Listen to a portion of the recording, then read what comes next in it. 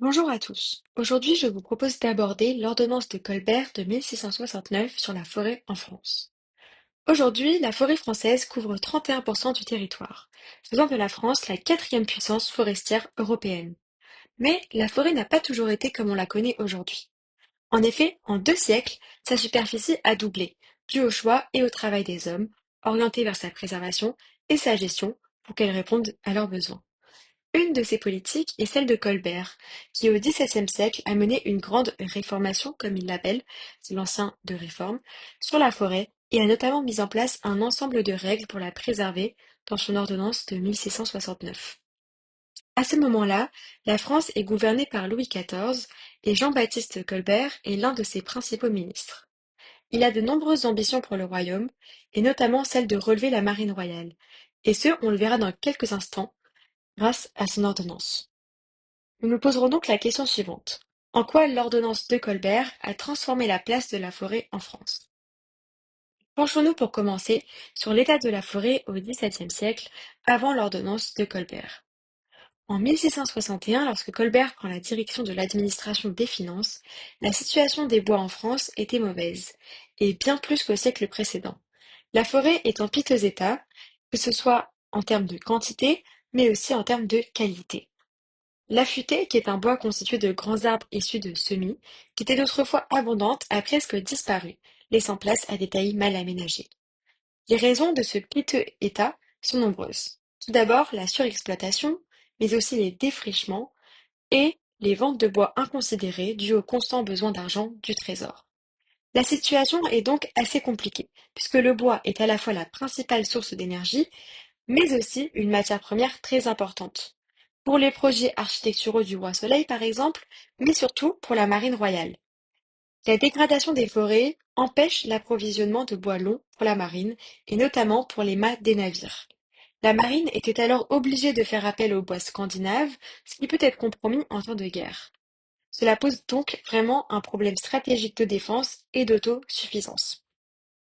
Pour pallier à cette situation, Colbert conduit une grande réformation de 1661 à 1680 sur les forêts.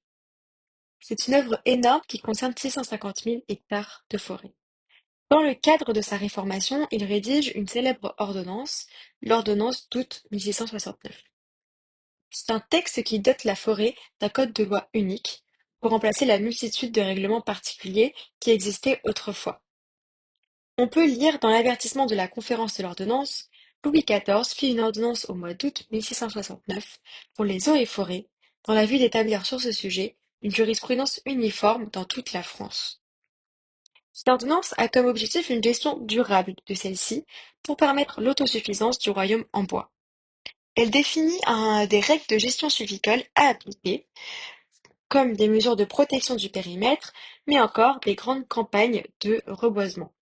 Quelques principes précis, par exemple, sont la mise en réserve d'un quart de la superficie, généralement de la haute futée, mais encore un âge minimum d'abattage de 20 ans. Les résultats de cette ordonnance sont nombreux. Tout d'abord, elle permet de ressusciter la marine royale. Dès 1670, on n'utilise plus que des bois français.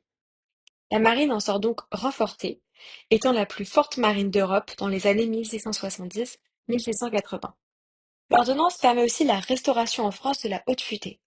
Par exemple, les chênes de la forêt de Troncé dans l'Allier ou encore de la forêt de Bercé dans la Sarthe, plantés à l'initiative de Colbert il y a quelques centaines d'années, sont toujours là aujourd'hui et reconnus comme des chênes centenaires de grande qualité.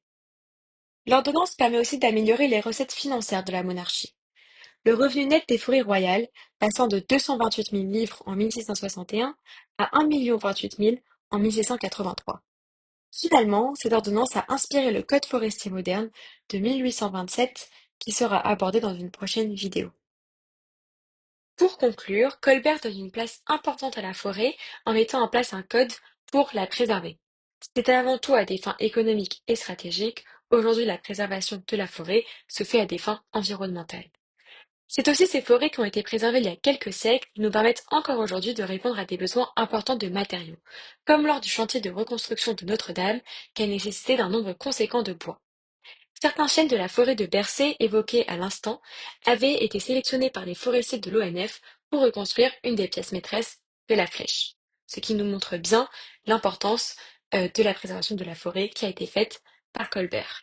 Merci beaucoup pour votre attention, j'espère que la vidéo vous a plu.